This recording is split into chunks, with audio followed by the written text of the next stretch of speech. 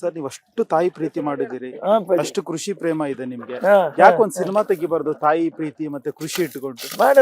ಮಾಡ್ಬೋದು ಏನ್ ಕಷ್ಟ ಆಗಲ್ಲ, ಮಾಡೋಣ. ಟೈಮ್ ಬರ್ಬೋದು. ನೀವು ಹಿಂಗ್ ಹೇಳಿ ಹೇಳಿ ಮಾಡಿಸ್ಬಿಡ್ತೀರ ನಮ್ಗೆ.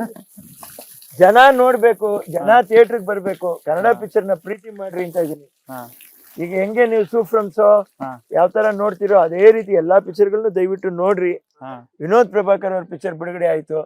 ಪಾಪ ಅಜಯ್ ರಾವ್ ಅವ್ರ ಪಿಕ್ಚರ್ ತುಂಬಾ ಚೆನ್ನಾಗಿ, ಯುದ್ಧಕಾಂಡ ಭಾಗ 2 ಅಂತ ಮಾಡಿದ್ರು. ಒಳ್ಳೆ ಪಿಕ್ಚರ್ನೇ. ಪಾಪ ಅವ್ರಿಗೆ ಕಲೆಕ್ಷನ್ ಆಗಿರ್ಬೋದು ಇಲ್ಲ ಅದು ನನಗೆ ಗೊತ್ತಿಲ್ಲ. ಆದ್ರೆ ನಾ ಹೇಳ್ತಾ ಇದ್ದೀನಿ, ಥಿಯೇಟರ್ ಹತ್ರ ಜನ ಬರ್ಬೇಕು, ಜನ ಕನ್ನಡ ಪಿಕ್ಚರ್ ನೋಡ್ಬೇಕು. ಅದೇ ಪೈರಸಿ ಮಾಡ್ತಾರೆ, 108 ಮಾಡ್ಲಿ. ನಾ ಹೇಳ್ತೇನೆ ನೀವು ಪ್ರೀತಿ ಇರ್ಬೇಕು. ಇವತ್ತಿಗೂ ನೀವು ನಂಬ್ತಿರೋ ಬಿಡ್ತಿರೋ. ಈಗ ನಾನು ಹೇಳ್ತಾ ಇದ್ದೀನಿ, ತಮಿಳ್ನಾಡು ಬಗ್ಗೆ ನಾನು ಹೊಗಳಿ ಮಾತಾಡ್ತಾ ಇದ್ದೀನಿ ತಿಳ್ಕೊಂಬೇಡ್ರಿ. ಎಂಥ ಸಿನಿಮಾನಲ್ಲಿ ಹೋಗಿ ಥಿಯೇಟರ್ ಮುಂದೆ ಜನ ನಿಂತಿರ್ತಾರೆ, ಎಂಥ ಸಿನಿಮಾ ಇರಲಿ ಆಂಧ್ರದಲ್ಲಿ ಥಿಯೇಟರ್ ಮುಂದೆ ಜನ ನಿಂತಿರ್ತಾರೆ. ನಾನು ಸರ್ಕಾರನ ಒಂದು ರಿಕ್ವೆಸ್ಟ್ ಮಾಡಿ ಕೇಳ್ಕೊತೀನಿ, ಆವತ್ತಿನ ಬಡ್ಜೆಟ್ಗೆ 10-15 ಲಕ್ಷಕ್ಕೆ ಒಂದು ಥಿಯೇಟರ್ ಆಗೋದು, Janata theatre, single screen theatre. ಎಲ್ಲ ಬಸ್ ಸ್ಟ್ಯಾಂಡ್ಗಳು, ದೊಡ್ಡ bus stand, district headquarters bus ಸ್ಟ್ಯಾಂಡಲ್ಲಿ ಒಂದೊಂದು ಥಿಯೇಟರ್ ಮಾಡಿಬಿಡಿ. ನನ್ನ ತಾಯಿಯವ್ರಿಗೆ ನನಗೆ ಅಷ್ಟು ಆಸೆ ಇತ್ತು, 1 ಎಕರೆ 2 ಎಕರೆ ಆದ್ರೂ ಮಾರ್ಬಿಟ್ಟು 10 ಥಿಯೇಟರ್ ಆದ್ರೂ ಮಾಡಬೇಕು ದೇವರಾಣೆಗೆ, ಚಿತ್ರರಂಗದ ಉಳಿಸ್ಲಿಕ್ಕೆ. ಹೌದು ನಮ್ದೇ ಹಾರ್ಡ್ ಡಿಸ್ಕ್ ರೆಡಿ ಮಾಡ್ಕೊಂಡು ನಮ್ದೇ ನಾವ್ ಇದು ಮಾಡ್ಕೊಂಡು ಯಾಕೆ ಮಾಡಕ್ ಆಗಲ್ಲ ಅಂತ ಅಷ್ಟು ವೈರಾಗ್ಯ ಅಪ್ಪಾಜಿ. ಇಲ್ಲಾಂದ್ರೆ ಆಗೋದಿಲ್ಲ, ಕಷ್ಟ, ಅದು ಸುಲಭ ಅಲ್ಲ. ತಗೊಂಬರ್ಬೇಕಪ್ಪಾಜಿ. ಹೆಂಗೆ ಪ್ರೋತ್ಸಾಹ ಮಾಡ್ತೀರಾ? ಆಮೇಲೆ ಯಾಕೆ ವಿದೇಶಿ ಕಲ್ಚರು, ವಿದೇಶಿ ಕೆಲವು ಟೆಕ್ನಾಲಜಿ ಜನಗಳನ್ನ ಏನ್ ಮಾಡ್ಬಿಡುತ್ತೆ, ಅದು you will be driven by technology only. ಅದರಿಂದ ಜನಕ್ಕೆ ನೀವು ಸಹಾಯ ಮಾಡ್ತೀರಾ ಅನ್ನುವಂಥದ್ದು ಎಷ್ಟು ಸತ್ಯನೋ ಎಷ್ಟು ಸುಳ್ಳೋ ನನಗೆ ಗೊತ್ತಿಲ್ಲ ಸರ್. ಅದು ಯಾಕೆ ಗೊತ್ತಾ, ನೀವು ಒಂದೇ ಹೇಳ್ತೇನೆ, ಎಷ್ಟು ಜನ ಉದ್ಯೋಗ ಕಳ್ಕೊಂಡಿದ್ದಾರೆ. ಕೊರೋನಾ ಬಿಟ್ಬಿಡ್ರಿ ಸರ್, 2 ವರ್ಷ ಕೊರೋನಾ ಬಿಟ್ಬಿಡ್ರಿ, 2 ವರ್ಷ, ಇನ್ನು 10 ವರ್ಷ ಎಷ್ಟು ಜನ ಕ್ರಮೇಣ ಉದ್ಯೋಗ ಕಳ್ಕೊಂಡ್ ಬಂದಿದ್ದಾರೆ.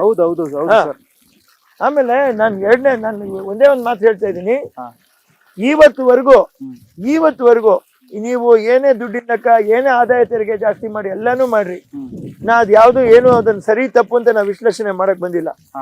95 ರೂಪಾಯಿಗೆ ಡಾಲರ್ ಇದೆ, ಅಲ್ಲಿಗೆ ನಮ್ ವ್ಯಾಲ್ಯೂ ಏನಿದೆ? ಡಾಲರ್ 95 ರೂಪಾಯಿಗಿದೆ. ನೀವೇನ್ ಅಂತೀರಾ ಅದ್ರ ಬಗ್ಗೆ? ಯಾರು ಇದನ್ನ, ನಾನು ಅರ್ನಾಬ್ ಸಾಹೇಬ್ರಿಗೆ ನಾನು ಪರ್ಸನಲ್ ಆಗಿ ಒಂದು ರಿಕ್ವೆಸ್ಟ್ ಮಾಡ್ತಾ ಇದ್ದೀನಿ. ಹೇಳಿ ಸರ್, ದಯವಿಟ್ಟು what is our borrowing from world bank? Is it 2 lakh crore or 2 lakh crore plus? ಒಂದು ಕಂಟ್ರಿದು GDP ಮತ್ತೆ ಸಾಲದ ಲೆವೆಲ್ GDP-ಗಿಂತ 3.5% ಇರಬೇಕು. ನಾವೆಲ್ಲ 20-25% ದಾಟಿದೀವಿ ಅಂತ ನನ್ನ ಡೌಟ್ ಇದೆ. ಸರಿನ್ರಾ? ಅದನ್ನೇ ನಾನು ಹೇಳ್ತಾ ಇರೋದು. ನೀವು ಒಂದು ಕಮ್ಯುನಿಟಿನ ಬೆಳ್ಸಕ್ ಹೋಗ್ಬಿಟ್ಟು, ರಿಚ್ ಕಮ್ಯುನಿಟಿನ, what is the remaining? How are we going to come out of this? That is very very important. ಆ 2 lakh crore ನೀವು ಸಾಲ ತೀರ್ಸ್ತೀರಾ? ಹ್ಯಾಕ್ ತೀರ್ಸ್ತೀರಾ? Okay, when we are accountable to you, you should be accountable to us. ಕರೆಕ್ಟಾ? Accountable. ನೀವು transparent ಆಗಿ ಬನ್ನಿ ಅಂತ ಹೇಳ್ತಾ ಇದ್ದೀನಿ ನಾನು. ನಿಜ ಸರ್, ಅಂದ್ರೆ ಪಾರದರ್ಶಕತೆ ಎಲ್ಲಿರುತ್ತೋ ಅಲ್ಲಿ. ನೀವು ಇಷ್ಟು ಕಷ್ಟಪಟ್ಟು ಒಂದ್ ಕಡೆ ಬರ್ತೀರಾ, ಇಂಟರ್ವ್ಯೂ ಮಾಡ್ತೀರಾ, ಕಳ್ಳು ಮುಳ್ಳು ಏನು ನೋಡಲ್ಲ. ಕೆಲವು ಕಡೆ ಊಟದ ಸೌಲಭ್ಯ ಇರುತ್ತೆ, ಊಟನೂ ನೀವು ಕೇರ್ ಮಾಡಲ್ಲ. ಏನ್ ತಂದಿಟ್ಟಿರ್ತೀರಾ ಅದನ್ನೇ ತಿಂತೀರಾ, ದಾರಿಲಿ ಏನ್ ಸಿಗ್ತದ ಅದನ್ನೇ ತಿಂತೀರಾ. ಎಲ್ಲಾ ಮಾಡ್ಕೊಂಡ್ಬಿಟ್ಟು ಕಷ್ಟಪಟ್ಟು ನೀವು ಮನೆಗೆ ಹೋಗ್ತೀರಾ. ನಿಮ್ ಸಿಗೋ ಪೇಮೆಂಟ್ ಲಾಸ್ಟ್ ಅಲ್ಲಿ ನೀವು ಅದ್ರಲ್ಲಿ ಏನ್ ಉಳಿಸ್ತೀರಾ? ಉಳಿಸ್ರಿ ಅಂತಾರೆ, ಏನ್ ಉಳಿಸ್ತೀರಾ? ಉರುಳೋಗ್ ಬಿಡ್ತೀವಿ ನಾವು.